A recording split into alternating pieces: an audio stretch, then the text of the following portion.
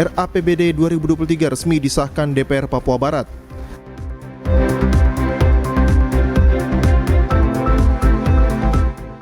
Pedagang di Pasar Musorong menjual di tengah kondisi jalan berlumpur.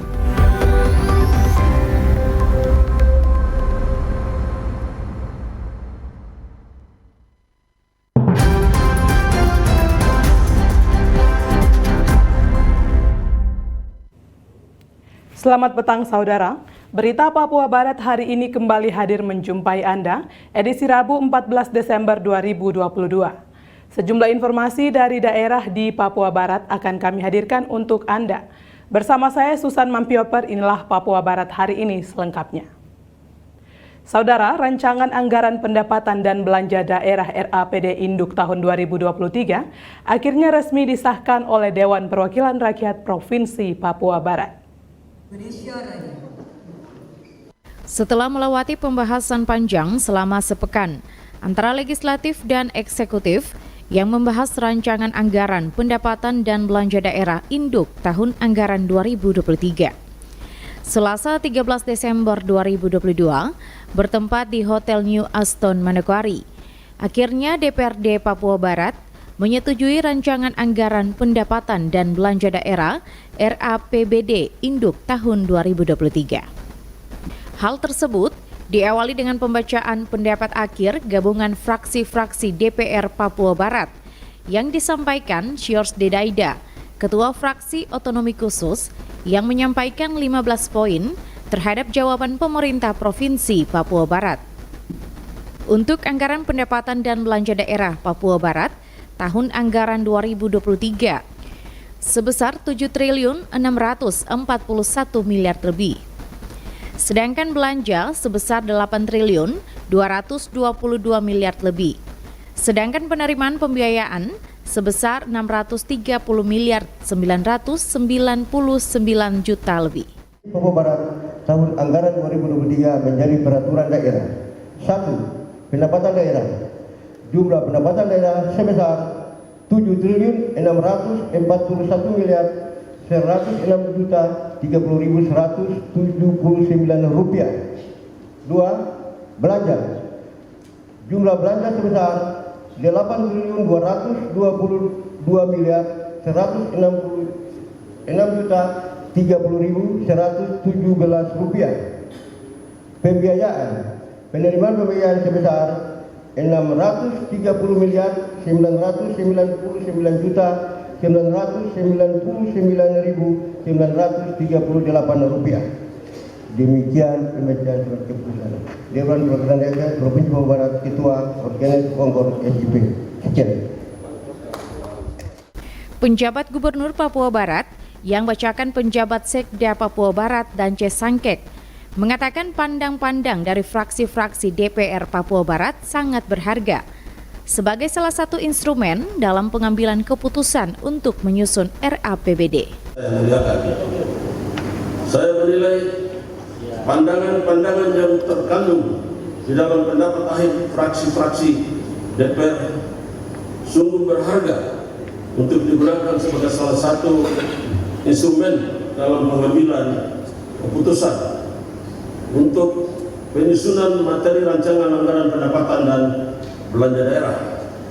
Saya menyadari bahwa masih banyak hal yang perlu dikerjakan dan dibenahi, khususnya terbatasnya sumber daya antara lain sumber dana dalam meningkatkan baik kinerja pembangunan di berbagai sektor maupun dalam bentuk pelayanan kepada masyarakat. Untuk itu, pada kesempatan ini, dengan kemampuan yang terbatas, saya mengajak kita semua saling bahu-membahu untuk bekerja meningkatkan kesejahteraan masyarakat melalui pembangunan di semua sektor. Wakil Ketua 1 Ranley Mansawan dalam sambutannya mengatakan, proses pembahasan RAPBD Papua Barat tahun 2023 banyak sekali keterlambatan waktu pembahasan. Namun upaya maksimal terus dilakukan untuk menyelesaikan tugas bersama. Diharapkan ke depan hal seperti ini jangan terulang kembali. Provinsi Papua Barat tahun anggaran 2023. Dari semua yang sudah terlewati, ada beberapa hal yang menjadi perhatian kami untuk disampaikan berkaitan dengan rangkaian pembahasan persidangan ini.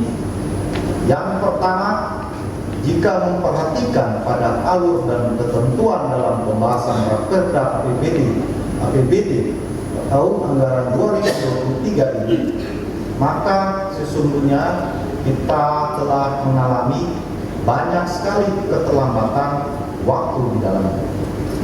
Namun dalam setiap situasi yang sulit ini, baik pemerintah daerah dan juga DPR Papua Barat telah sama-sama berupaya di dalam molornya waktu pembahasan ini secara maksimal. Persetujuan bersama antara pemerintah Provinsi Papua Barat dan juga DPR Papua Barat ditandai dengan penandatanganan surat keputusan antara Ketua DPR Papua Barat dengan PJ Gubernur Papua Barat yang diwakili oleh PJ Sekda Papua Barat dan C. Sangkek. Jimmy Tabisu, TVRI Papua Barat melaporkan. Sungguh prihatin dengan kondisi akses jalan masuk dipenuhi lumpur di tengah sejumlah pedagang sedang berjualan di areal bagian belakang Pasar Remu Sorong.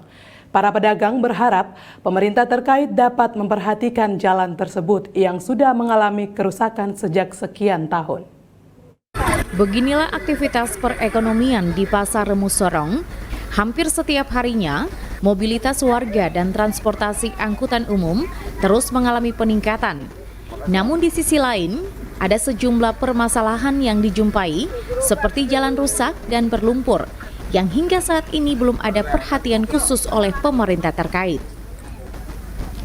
Sejumlah pedagang mengaku setiap harinya mereka wajib membayar distribusi pajak. Namun perhatian pemerintah tidak memperhatikan kondisi jalan tersebut.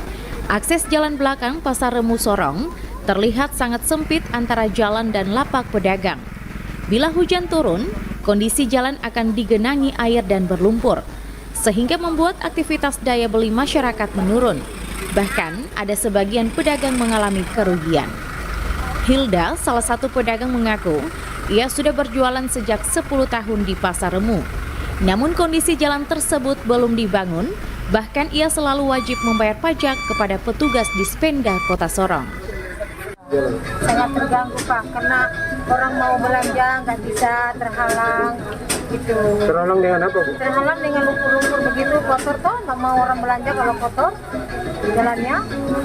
Ya harapannya kita supaya pasar ini kita bagus toh, karena ini kan tempat pertemuannya kita hari-hari di sini belanja, mencari nafkah. Hal yang sama juga dikatakan Samamit. Ia terpaksa berjualan di tengah jalan yang sudah berhadapan dengan jalan berlumpur sudah sejak lama. Namun hingga saat ini, belum ada satupun perwakilan pemerintah untuk meninjau jalan tersebut. Tidak bisa, juga belum ada yang kesini, jadi mau bilang bagaimana. Belum ada yang tinjau? Iya, belum ada yang tinjau ke sini. Ini sudah berapa lama Pak? Sudah lama sekali nih. Sudah ini aja, sudah baru kesini aja sudah begini, mau gimana, mau lapor juga kita nggak bisa. Ya, yang terganggu. Gimana kalau memang jalannya memang begitu. Diharapkan pemerintah terkait dapat memperhatikan kondisi jalan tersebut sehingga perekonomian di Pasar Remu Sorong dapat berjalan dengan baik. Dari Sorong, Michael Jasman, TVRI Papua Barat melaporkan. Saudara, harga bahan pangan menjelang Natal melonjak naik tajam dalam sepekan terakhir ini, terutama harga bawang merah di pasar tradisional Wosi, Manokwari, Papua Barat. Sebelumnya, harga bawang merah berkisar Rp38.000 per kilogram dan kini menjadi Rp40.000 per kilogram. Sedangkan harga bawang putih sebelumnya dijual Rp22.000 per kilogram, kini naik menjadi Rp24.000 per kilogram. Tak cuma bawang merah, kenaikan juga terjadi pada komoditas telur ayam dengan harga Rp65.000 hingga Rp70.000 per rak. Sementara beras juga mengalami kenaikan, seperti beras Garuda yang sebelumnya dijual Rp275.000 per karung, kini naik menjadi Rp290.000 per karung. Sedang beras Lipo Hijau dijual Rp260.000, kini naik menjadi Rp270.000 per karung. Sedangkan beras nanas harga Rp230.000, kini naik menjadi Rp250.000, dijual eceran per kilogram Rp15.000. Laudin, pedagang di Pasar Sentral Wosi, Manokwari, Papua Barat, mengaku kenaikan harga bawang merah karena dibeli dari produsen yang menjualnya dengan harga tinggi. Sehingga harga tersebut merambat naik karena bawang kebanyakan didatangkan dari Surabaya dan Makassar. Sedangkan untuk cabai dijual Rp35.000 per kilogram. Jika pasokan menipis, cabai bisa dijual dengan harga Rp40.000 hingga Rp45.000 per kilogram. Kalau bawang merah baru-baru ini pengambilan kemarin dulu itu sebelum sekarang ini. Dulu 38, sekarang sudah 40 bawang merah. Kalau bawang putih dulunya itu 222, sekarang ini 24. Iya, dalam pengambilan per kilo toh. Begitu. Itu kan bawang tergantung dari Probolinggo, dari Surabaya, dari Makassar. 2 minggu menjelang perayaan Natal, kebutuhan bahan pangan mulai mengalami kenaikan. Tim Liputan melaporkan. Penyidik Polda Papua Barat hingga saat ini masih mencari tahu tentang perbuatan hukum yang dilakukan oleh Komite Olahraga Nasional KONI Provinsi Papua Barat terkait dana hibah yang diterima. Demikian disampaikan Dirkrimsus Polda Papua Barat, Kombes Pol Romi Tamtelahitu saat ditemui awak media di ruang kerjanya belum lama ini. Romelus mengatakan, tugas penyidik Krimsus Polda Papua Barat adalah dalam tugas proses penyelidikan, pihaknya masih mencari tahu apa persoalan hukum yang dilakukan. Entah kata Romelus, ada dugaan laporan pertanggungjawaban yang fiktif maupun memang ada hal lain yang juga ikut melanggar aturan dan merugikan negara. Romi menambahkan, karena setiap anggaran dana hibah yang diterima KONI Papua Barat, 1 sen pun harus dipertanggungjawabkan. Jika tidak dipertanggungjawabkan, apabila ditemukan perbuatan melawan hukum, maka hal itu akan terus didalami oleh penyidik sampai tuntas. Terkait penanganan kasus KONI, sebelumnya penyidik Krimsus Polda Papua Barat telah turun ke lapangan mengambil keterangan pertanggungjawaban kegiatan di beberapa kota yang ada di Indonesia, yang menjadi tempat pelatihan TC oleh tim dari KONI Papua Barat. Ini tugasnya penyidik adalah dalam proses penyelidikan ini kita menggali fakta, mencari tahu ya apa perbuatan melawan hukum yang dilakukan. Ya. Entah itu nanti ada dugaan LPJ yang fiktif, laporan pertanggungjawaban fiktif, ataupun juga temuan-temuan lain yang memang itu melanggar aturan sehingga menimbulkan kerugian keuangan negara. Gitu.